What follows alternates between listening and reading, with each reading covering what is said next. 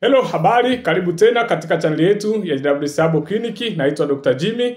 Ana leo nitakusogezea faida za mziwaziwa ambayo tunasema kwa kitaalamu inaitwa asthma plant, ambayo ni mmea maalumu ambao unatumika katika kutibu magonjwa mara nyingi ya mfumo wa hewa. Ndio maana mara nyingi inaitwa asthma plant. Sasa wengi wamekuwa wakatuuliza ni faida gani ambazo utazipata kwa kutumia asthma plant. Faida namba moja ambayo utaipata kwa kutumia mziwaziwa, inatibu asthma au inatibu pumu. Kama una mtoto wako ana changamoto ya pumu, basi yale majani yake yang'oe na utengeneze dawa ya asili. Unaweza ukayachemsha, akatumia glasi moja asubuhi, glasi moja mchana na glasi moja jioni, itaweza kuondokana changamoto ya asthma. Lakini pia inatibu kikohozi, kupumua kwa shida na kushindwa kupumua moja kwa moja. Kwa hiyo kama una shida ya kupumua moja kwa moja, basi tumia mmea wa mziwaziwa. Lakini pia ni kupunguza uchochezi wa mapafu. Kama una changamoto ya mapafu, inasaidia kupunguza maumivu ya mapafu na uchochezi unaosababishwa na matatizo ya pumu kama bronchitis. Lakini pia ana changamoto zote zinazotokea kwenye mfumo wa hewa. Lakini faida nyingine, inasaidia kupunguza kikohozi. Kama una kikohozi, una changamoto ya kikohozi, una changamoto ya mafua, basi tumia asthma plant au mmea wa mziwaziwa, utaweza kusaidia kuondosha hiyo changamoto.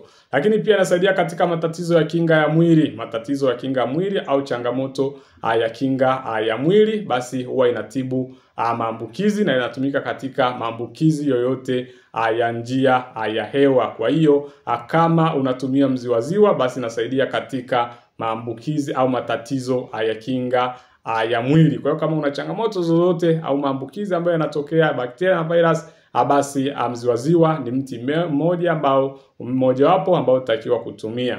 Lakini pia inasaidia afya ya moyo. Kama una changamoto ya moyo, una changamoto ya kupunguza shinikizo la damu, lakini pia madhara ya shinikizo la damu, basi tumia mziwaziwa au asthma plant, itakusaidia kuondokana na changamoto hiyo.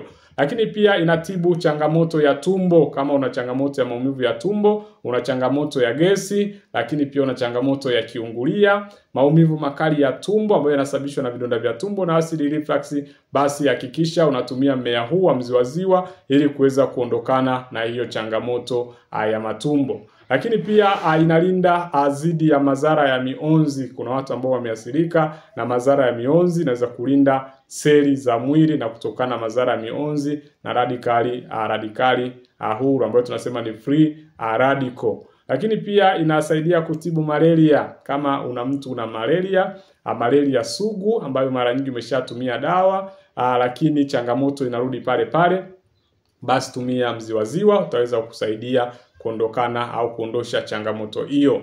Faida nyingine, inasaidia katika matatizo ya meno na fizi. Kama una changamoto ya meno na fizi, basi inaondoa yale maambukizi ya bakteria ambayo yanatokea kwenye kinywa na fizi na maumivu ya meno moja kwa moja. Kwa hiyo tutakiwa kutumia asthma plant au mziwaziwa kwa ajili ya kuondosha hizo changamoto. Kwa hiyo hizo ndo baadhi ya faida za kutumia mti wa mziwaziwa. Lakini pia kama una bawasiri ya nje na ndani, basi tumia mziwaziwa pia. Kwenye video ambazo zimepita tumeshaelezea namna ya kutumia mziwaziwa kutibu bawasiri ya nje na ndani. Ni dawa moja nzuri sana.